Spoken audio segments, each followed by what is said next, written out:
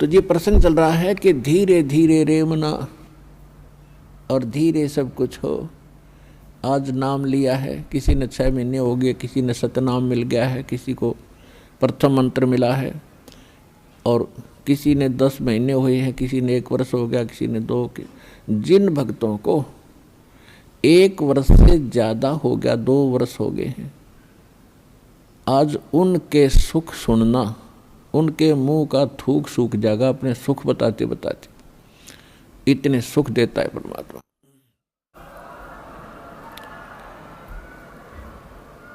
और कुछ अनजान कहते हैं जी मैं 4 बार आ लिया, गणिया कोई लाभ सा विशेष नहीं हुआ।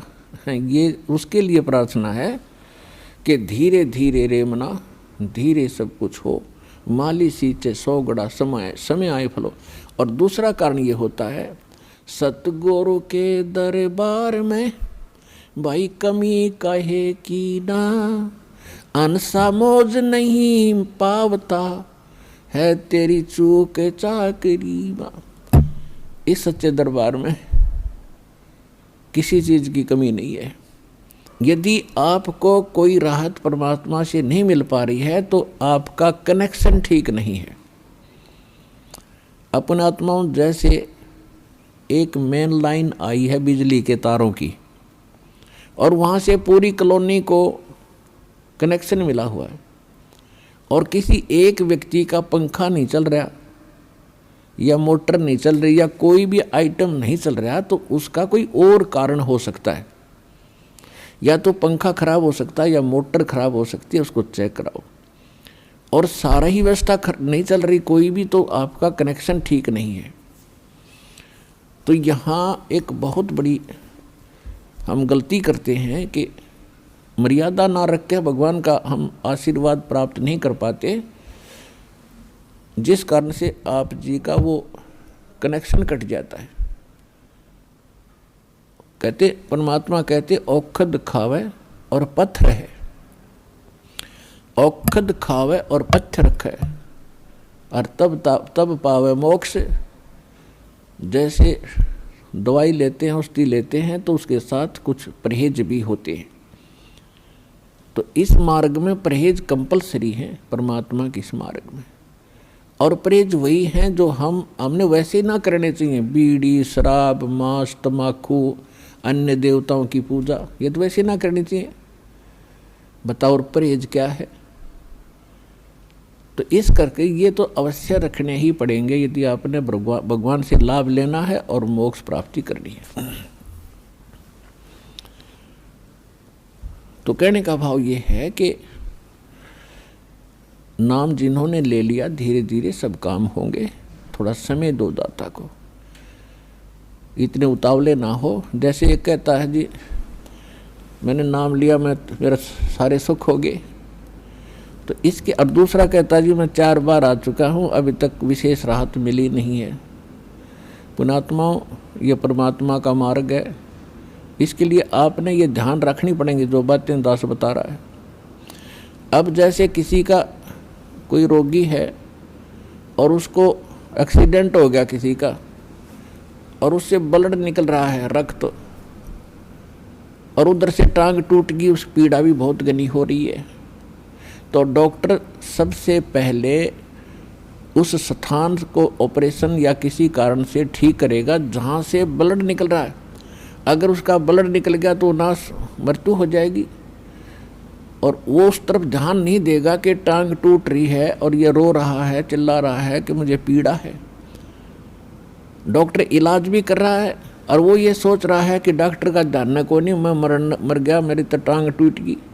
लेकिन डॉक्टर पागल नहीं है, डॉक्टर पहले देख रहा है कि ये करना आवश्यक है, ये टांग तो बाद में जुड़ जाएगी, इस तरह मरा नहीं गा ये। तो इसी प्रकार आपके जिन्होंने दीक्षा ले ली है और जिनके ऊपर कोई ऐसी आपदा आनी है कि आपकी मृत्यु होनी हो, तो पहले परमात्मा उस मृत्यु को रोकेगा, बाकी संसारिक सुख तो फिर आपका ढेर लगा देगा, आपका जीवन एक्सटेंड हो गया था। तो इस बात को आप ध्यान रखना, यह कोई बालकों का लेख नहीं है, और इतने एक मनुष्य जीवन का मिलना हंसी खेल नहीं है। एक सांस भी मनुष्य जीवन की मिलना आपको बालकों का खेल नहीं है। और ये आपको 100-150 वर्ष एक्सटेंड कर देता, ये परम पिता, ये पूर्ण परमात्मा है।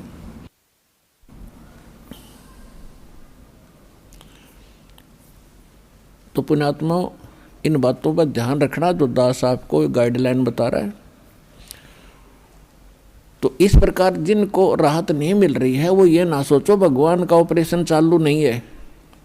आपके उन संकट निवारण के लिए परमात्मा उसी दिन सक्रिय हो जाता है जिस दिन आप इस ज्ञान को पढ़ के या ज्ञान को सुन के और हृदय से पुकार लेते हो, परमात्मा हम आपके हो लिए, आपके बगैर मुझे कुछ दिखाई नहीं देता है।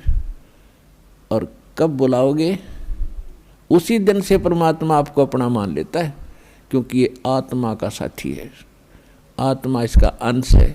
चाहे वो किसी धर्म में है, चाहे किसी मजहब में है, या किसी प्राणी के शरीर में है, कुत्ते गधे सूअर के शरीर में है। तो ये परमात्मा उसी दिन से आपको स्वीकार कर लेता है यदि आप हृदय से पुकारते हैं। और जिस समय नाम ले लेते हो फिर तो बातें खत्म हो जाती है कि आपके कोई सुनवाई ना हो या आपके संकट दूर ना हो। उसके लिए यही कारण हो जाता है कि परमात्मा पहले वो संकट टालेगा जो तेरी जान को जोखिम करेंगे। आपको जीवन एक्सटेंड करके फिर धीरे धीरे तेरे सारे आपके सभी कार्य, आवश्यक कार्य जो होंगे सारे ठीक करेंगे। देखो ये भक्ति मार्ग है। यदि आप यहाँ आते हो बरवाला आश्रम में तो आपको सबसे पहले ये उद्देश्य बनाना होगा कि मुझे मोक्ष चाहिए। और जो ये कहते मैं फैक्ट्री लाऊं, मैं मंत्री बनूं, एमएलए बन जाऊं, मेरा आशीर्वाद दे दो गुरुजी, देखो ये आशीर्वाद यहाँ पर आपको नहीं मिलेंगे, क्योंकि ये तो भगवान से दूर करेंगे आपको। और हम ऐसा विष आपको खिला नहीं सकते जो आपका जीवन को हानि कर दे। डॉक्टर ऐसा अनजान नहीं होता।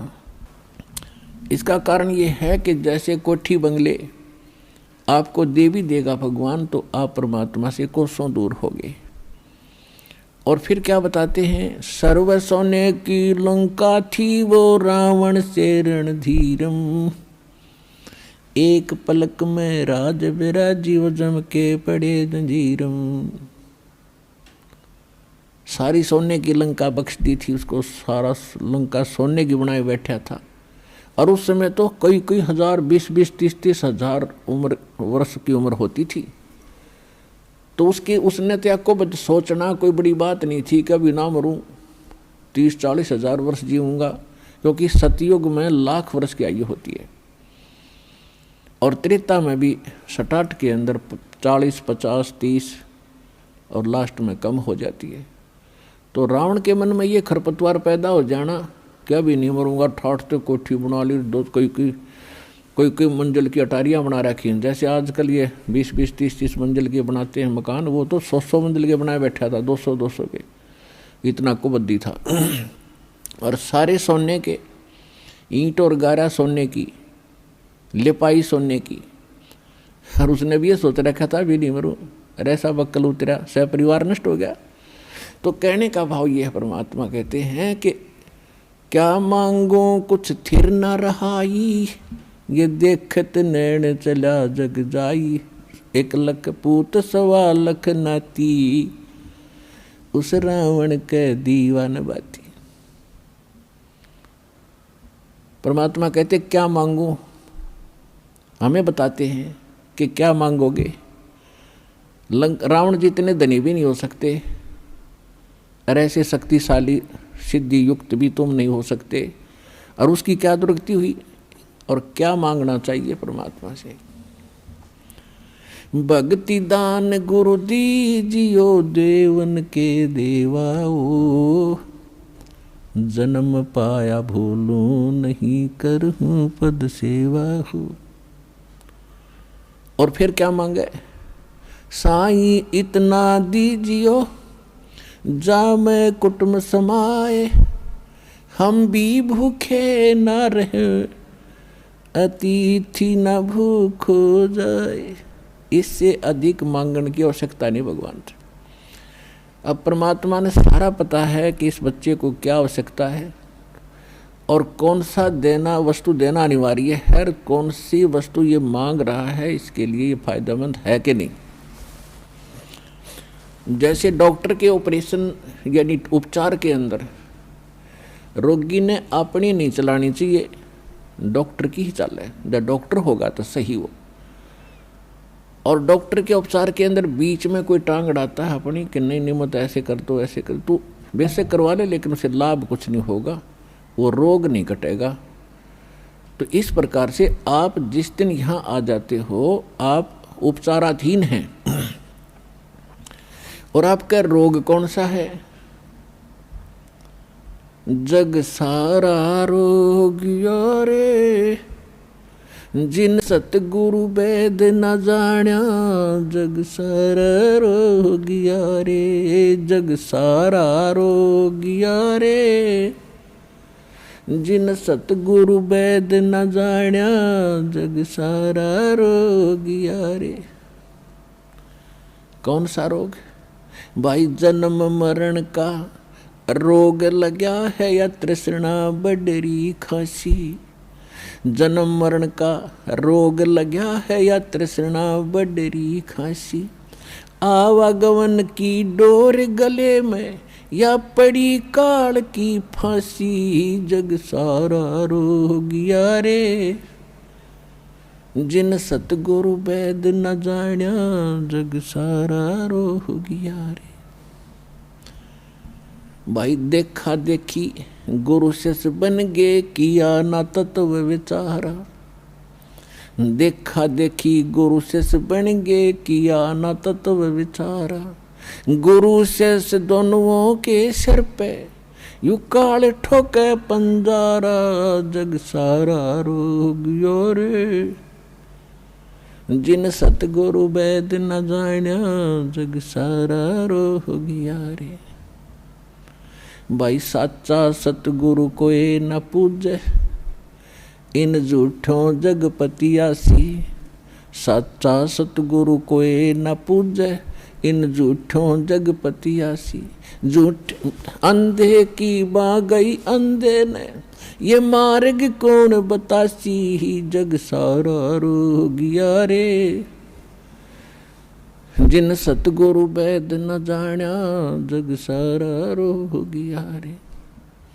भाई सार शब्द सर जीवन बूटी, घस घस अंग लगावे, सार शब्द सर जीवन बूटी, घस घस अंग लगावे, कहे कबीर तुम सतकर मानो, ये जन्म मरण मिट जावे, जग सारा रोग यारे जिन सतगुरु वेद न जाण्या, जग सारा रोग यारे।